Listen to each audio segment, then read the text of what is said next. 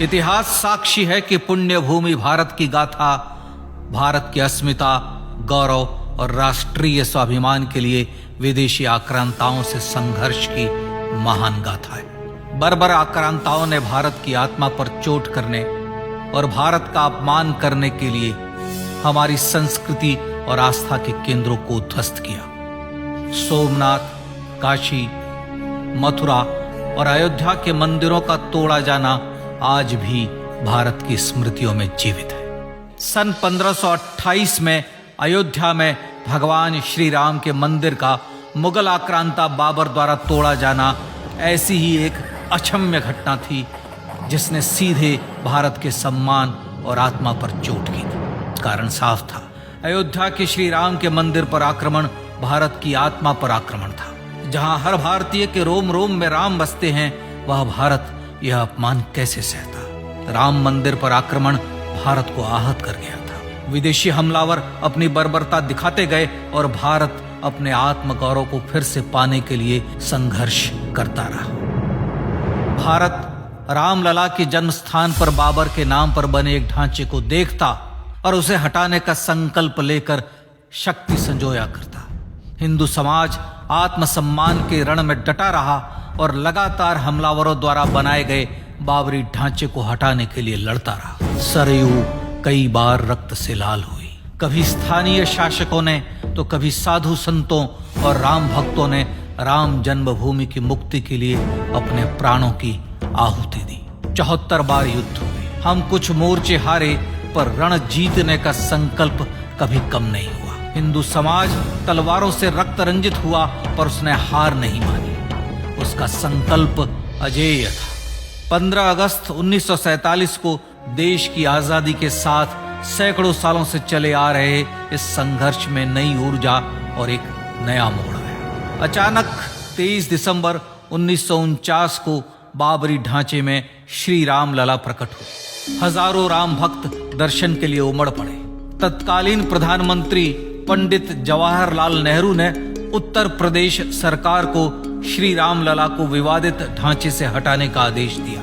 उत्तर प्रदेश सरकार ने अयोध्या के कलेक्टर को यह काम दिया और यह निर्देश भी कि जरूरत पड़ने पर वे बल का प्रयोग भी करें। अयोध्या के कलेक्टर ने सरकार को उत्तर दिया कि यह नरसंहार के बिना संभव नहीं है, और फिर भी वह ऐसा चाहती है तो किसी दूसरे कलेक्टर से यह काम करवा ले। परिणाम स्वरूप रामलला की मूर्ति वहीं विराजमान रही। विवादित ढांचे को बंद कर दिया गया। केवल पुजारी को सेवा अर्चना के लिए भीतर जाने की अनुमति थी। फिर भी राम भक्त विवादित ढांचे के बाहर से प्रभु श्री राम की आराधना करते रहे। भारत के हिंदू समाज के लिए चुनौतियां और बढ़ गई। मामला अदालत में गया। विपक्षी दलों द्वारा अदालत में भगवान श्री राम के अस्तित्व पर सवाल उठाए गए। उनके अयोध्या में ही जन्म लेने का प्रमाण मांगा गया। भारत का जनमानस अब आहत हो उठा था। आजाद भारत में भी हिंदू समाज को अपनी आस्था और श्रद्धा के लिए संघर्ष करना पड़ रहा था। चुनौतियों के इस समय में सन 1984 में विज्ञान भवन दिल्ली में विश्व हिंदू परिषद ने धर्म संसद का आयोजन किया। इस संसद में देश भर के संतों ने राम जन्मभूमि की मुक्ति के लिए आह्वान किया और राम जन्मभूमि मुक्ति यज्ञ समिति का गठन किया। धर्म संसद ने राम जन्मभूमि की मुक्ति और वहां भगवान श्री राम के भव्य मंदिर बनाने के भारत के जनमानस के संकल्प को फिर से दोहराया। विश्व हिंदू परिषद के नेतृत्व में मंदिर निर्माण के लिए पूरे देश में अभूतपूर्व आंदोलन की शुरुआत हुई। श्री राम जन्मस्थली मुक्ति यज्ञ समिति के साथ देश भर में राम जानकी की रथ यात्राएं निकली। राम लीलाओं में राम कथा के माध्यम से भारत का आम जन फिर से जुटा। अब सबके मन में एक ही प्रण था, एक ही लक्ष्य था। अयोध्या में जन्मभूमि पर भगवान श्री राम के भव्य मंदिर का निर्माण। सन 1989 में विश्व हिंदू परिषद द्वारा गांव-गांव से रामशिला पूजन करके अयोध्या भेजी गई। 2,75,000 गांवों से रामशिलाएं अयोध्या पहुंची। भव्य राम मंदिर के शिलान्यास का निर्णय हुआ।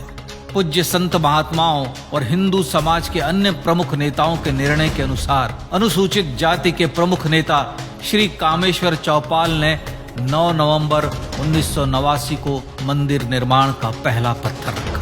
राम जन्मभूमि पर मंदिर निर्माण के लक्ष्य की पूर्ति के लिए सन 1990 में सोमनाथ से अयोध्या के लिए श्री लाल कृष्ण आडवाणी ने रथ यात्रा की शुरुआत की। देश में जन भावनाओं का ज्वार उबड़ने लगा। श्री लाल कृष्ण आडवाणी के रथ यात्रा के साथ साथ मंदिर के लिए जन समर्थन बढ़ने लगा और छद्म सेकुलरवाद बेनकाब होने लगा। इस जन आंदोलन को रोकने की तमाम कोशिशें हुई पर सब व्यर्थ हुई। विश्व हिंदू परिषद ने देशवासियों से अयोध्या में जन्मभूमि पर मंदिर निर्माण के लिए 30 अक्टूबर और 1 नवंबर 1990 को कार सेवा का आह्वान किया। परिणाम स्वरूप लाखों राम भक्त कार सेवा के लिए देश के कोने कोने से अयोध्या आए। इससे देश की एकात्मता का विराट दर्शन हुआ। कार सेवकों को रोकने के लिए उत्तर प्रदेश के तत्कालीन मुख्यमंत्री श्री मुलायम सिंह यादव ने अयोध्या में परिंदे को भी पर न मारने देने की घोषणा की। स्थितियां गंभीर हो गई। अयोध्या से 200 किलोमीटर दूर रेलगाड़ियां रोक दी गई। अयोध्या युद्ध भूमि बना दी गई। मार्ग बंद, रेल बंद, चप्पे चप्पे पर पुलिस। अयोध्या सैनिक छावनी में बदल गई। राम नाम पर ऐसी पाबंदी कि अर्थी ले जा रहे लोगों तक को रोका गया क्योंकि वे राम नाम सत्य कह रहे थे। लेकिन सैकड़ों किलोमीटर की यात्रा कर कार सेवक अयोध्या पहुंचने लगे। राम के गीत गाते, होठों पर हंसी और पांव में छाले लिए राम काज के लिए राम भक्त देश विदेश से अयोध्या पहुंच ही गए। कार सेवकों पर गोलियां चली। अनेक कार सेवक शहीद हुए। आजाद भारत में जन्मभूमि पर राम मंदिर के लिए कार सेवकों ने फिर एक बार अपना बलिदान दिया, पर कार सेवकों ने विवादित ढांचे पर भगवा ठहरा ही दिया और इस तरह कार सेवा सफल हुई। श्री राम जन्मभूमि आंदोलन ने भारत की सुप्त आत्मा को झकझोर कर जगा दिया था। विश्व हिंदू परिषद ने फिर एक बार 6 दिसंबर 1992 को कार सेवा का आह्वान किया। राम भक्तों को कार सेवा करने देने के लिए अदालत में प्रार्थना की गई, पर अदालत ने कोई निर्णय नहीं दिया। परिणाम स्वरूप बौद्ध, जैन, सिख, स्वामीनारायण संप्रदाय, गायत्री परिवार, हर पंथ मत विचार के हिंदू एकत्र हो गए। छूत अछूत का भेद मिटा, जाति की पहचान मिटी। हम सब हिंदू, हम सब सिंधु बन गए। राम सिंधु में ज्वार उठा और देखते ही देखते 6 दिसंबर 1992 को श्री राम जन्मभूमि से बाबरी ढांचा सदा के लिए हट गया।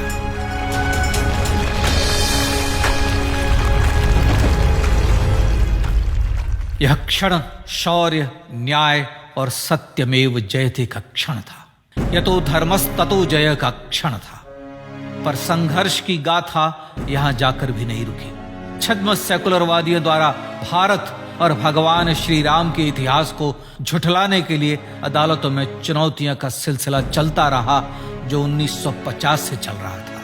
हिंदू सिखों के बीच से गुजरते हुए भगवान श्री राम का दर्शन करने के लिए विवश थे। यह स्थिति थी आजाद भारत में श्री राम और राम भक्तों की। पर सत्य को तो जीतना ही था।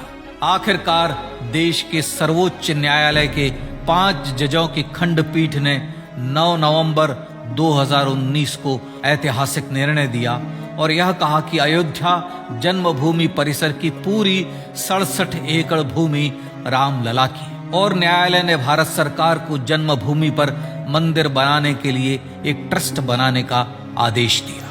सर्वोच्च न्यायालय के आदेश के अनुसार भारत सरकार ने 5 फरवरी 2020 को श्री राम जन्मभूमि तीर्थ क्षेत्र नाम के ट्रस्ट का गठन किया और राम जन्मभूमि न्यास की भूमि जो सरकार द्वारा अधिग्रहित की गई थी उसे ही नवनिर्मित न्यास को वापस दे दिया गया।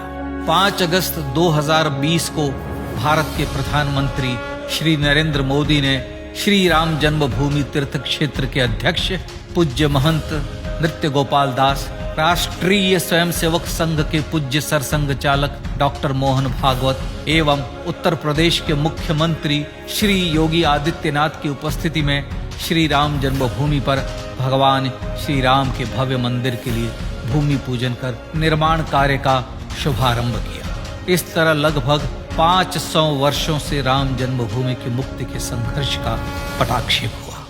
अपने आत्मसम्मान और राष्ट्रीय अस्मिता के लिए इतना लंबा संघर्ष विश्व के इतिहास में बेजोड़ है। श्री राम भारत की आत्मा, भारत की परिभाषा, हमारे राष्ट्रीय आदर्शों और जीवन मूल्यों के प्रतिनिधि मर्यादा पुरुषोत्तम हैं, जो हर हिंदू के होठों पर जन्म से मृत्यु तक रहे।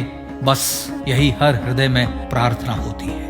राम भारतीय राष्ट्रीय स्वाभिमान और आसेतु हिमालय से समुद्र पर्यंत तक जन जन को एकात्मता के बंधन में बांधने वाले रक्षा सूत्र है। अयोध्या स्थित श्री राम जन्मभूमि पर बाबर का हमला वास्तव में भारत के स्वाभिमान और राष्ट्रीयता पर हमला था। प्रधानमंत्री श्री नरेंद्र मोदी द्वारा श्री राम जन्मभूमि पर राम मंदिर का पुनः निर्माण न केवल बाबरी मानसिकता का पराभव है, बल्कि संपन्न, सुखी, सुसंस्कृत, सर्वशक्ति संपन्न स्वराष्ट्र का सूर्योदय भी है। यह उस राम राज्य की दिशा में वह कदम है जिसकी अभिलाषा राजराजेंद्र चोल, कृष्णदेव राय, छत्रपति शिवाजी महाराज से लेकर महात्मा गांधी तक ने की थी। अयोध्या में जन्मभूमि पर भगवान श्री राम का मंदिर न सिर्फ राष्ट्रीय गौरव होगा, बल्कि वह श्री राम के आदर्शों का राष्ट्र मंदिर होगा।